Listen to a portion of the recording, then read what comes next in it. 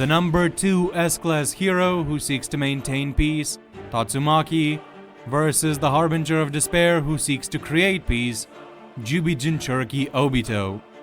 Both of these guys are monsters in their respective series, and both stand atop the normal totem pole of characters before we get into the god tiers of each verse.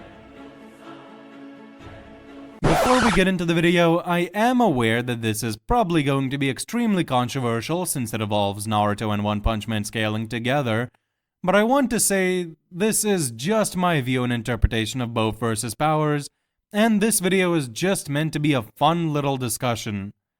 This is just meant to be fun for me and for anyone else interested in the topic. If you disagree with anything I say, please go right ahead. Just please do so in a civilized manner. But with that out of the way, let's get right into the video. I'll start things off with Juubito because I don't cover Naruto too much on this channel, and I've already done Tatsumaki too many times already. Starting things off with attack potency, Juubito has pretty impressive scaling as he scales far above the Ten Tails, which has multiple multi-continental calcs in its weakest form, and when in a stronger form, its sheer chakra volume was compared to a small planet.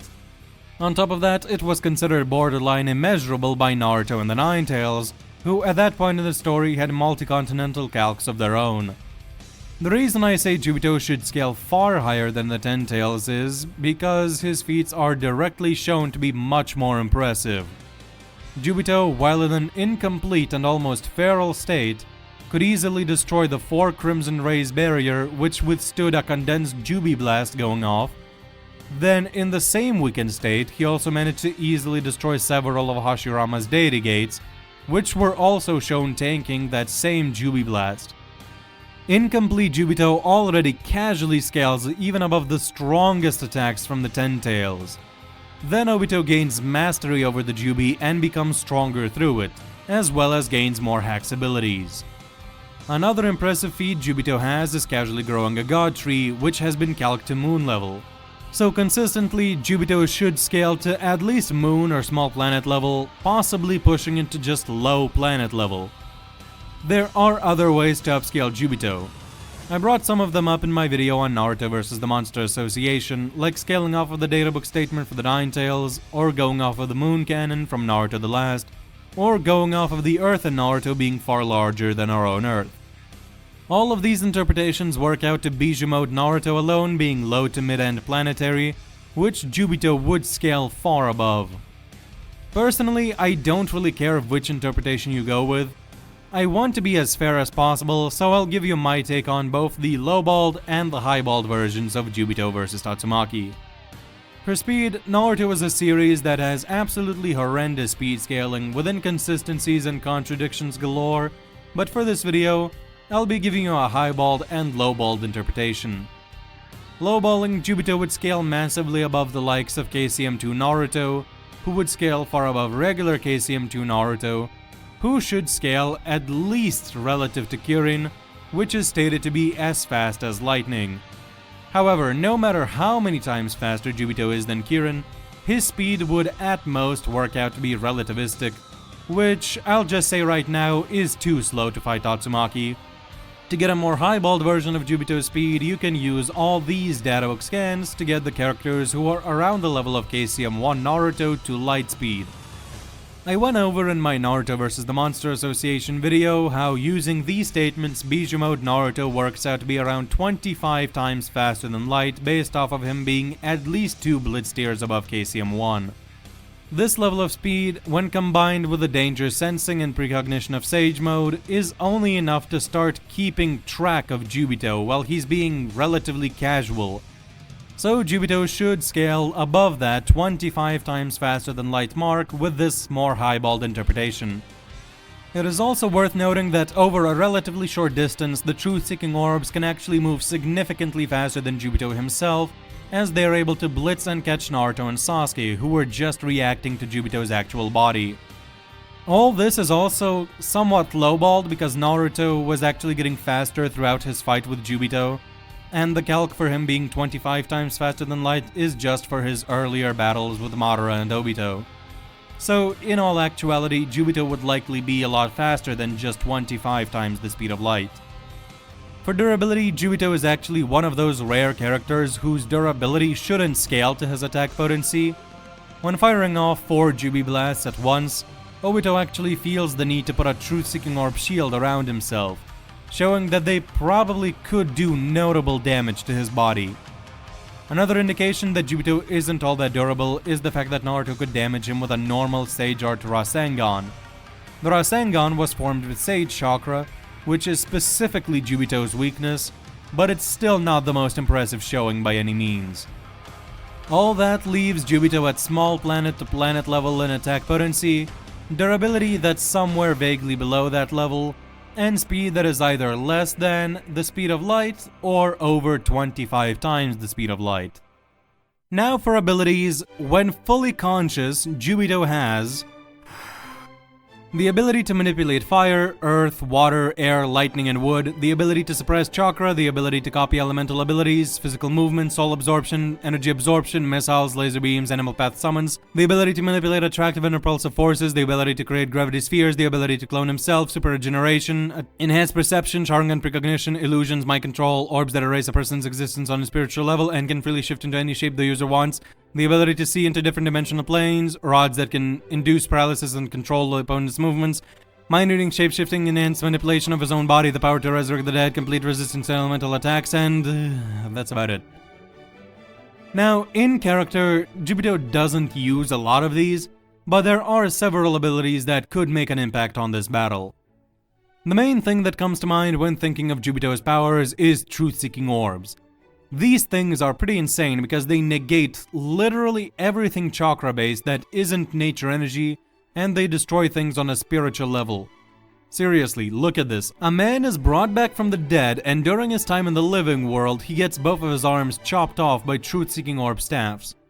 When his soul goes back to the afterlife, it goes back with no arms. The only things that work against the orbs are nature energy attacks and pure taijutsu, which is just physical punches and kicks. However, just touching these orbs alone is dangerous. Another key ability for Juubito in this fight would be his regeneration and vitality. Juubito blew up half of his own body and survived with no real damage. Juubi Madara implies that getting half of his body blown up is dangerous to him, but Madara's case is different because he doesn't have the God Tree, which Obito does have until he expels it, which he wouldn't do against Tatsumaki. As soon as Madara absorbs the tree, he starts thinking he's immortal, so it's pretty clear that the regen boost provided by the tree is immense. Another key ability for Juubito is Genjutsu. With it, he could invade Tatsumaki's mind and cause a variety of effects, including causing hallucinations, loss of consciousness, paralysis, and even straight-up mind control. Many would argue that Genjutsu wouldn't work on people who don't have chakra, but the way Mangekyo Genjutsu work is that the user injects their own chakra into the target, and these Genjutsu work even on creatures who don't actually have chakra and are beings of pure nature energy. At one point it is implied that if you are strong enough you can resist Genjutsu, and that may be the case, but there is also contradicting evidence to this. Overall, I would say Genjutsu has a solid chance of working if Obito resorts to using it, which in character he doesn't do a lot. Another power Obito has that could make an impact is the Diva Path's ability to attract and repel things. With this, Obito could hypothetically use a technique called Bansho Tenin to pull Tatsumaki in and grab a hold of her if his pull force is greater than her flight force. At this point, another ability that could come into play is the Human Path's ability to absorb souls. If Obito grabs a hold of Tatsumaki, he might be able to extract her soul from her body, resulting in an instant win. However, we have seen on multiple points that it is possible to play tug of war with souls in Naruto, so if Tatsumaki realizes what's happening and if she's strong enough, she might be able to resist being soul pulled. There's a whole conversation to be had about whether this would work because chakra is inherently spiritual, so Naruto characters do have some resistance to soul hacks, which Tatsumaki has never shown, but for this video, I'll say that if she's strong enough, she might be able to resist. Rinnegan rods are another dangerous power. If Obito manages to stab Tatsumaki with one of those, he can pump chakra into her body and paralyze her. If she's strong enough, she might be able to resist this too though. Juubito also has chakra absorption, but Tatsumaki doesn't really have any attacks that he could just grab a hold of and absorb. They're mostly psychic in nature, so that wouldn't actually be much of a factor. However, if Juubito manages to grab a hold of Tatsumaki, he could start absorbing her energy to weaken her if we liken Ki or Aura from One Punch Man to Chakra from Naruto. And that's about it for Juubito and his abilities. As you can tell, he is a very hacked out character who has multiple kill abilities and scales pretty high too. So now let's look at his competition and see if she stacks up.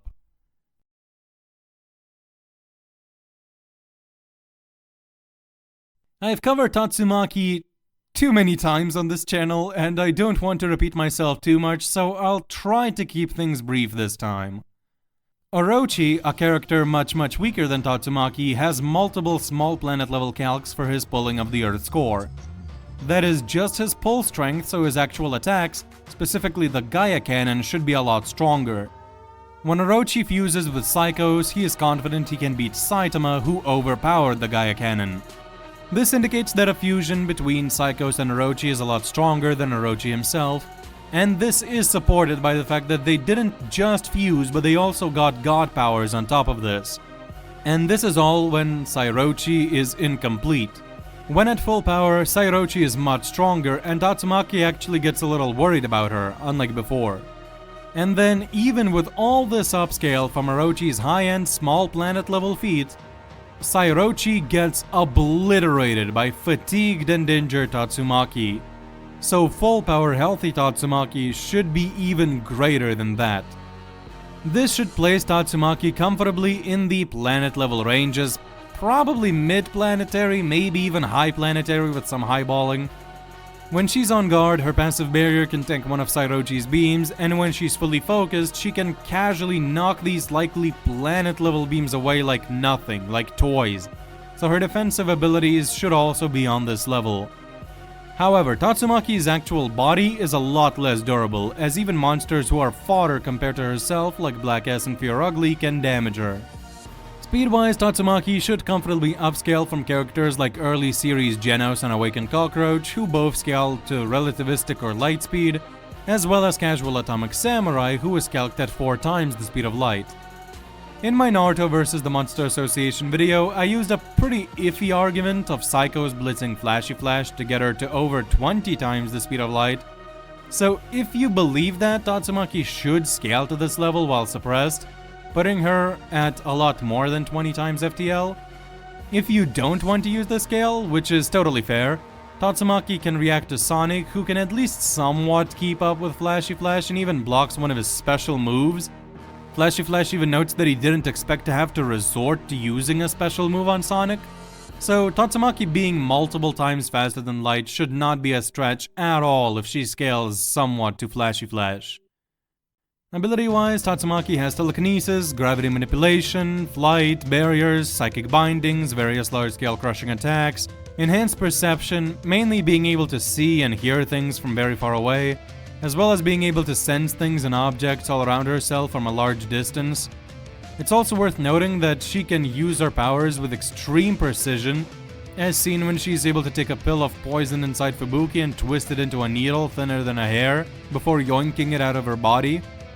So technically, if she can grab something that is inside another person's body, could she just crush a target's heart while it's still in their body?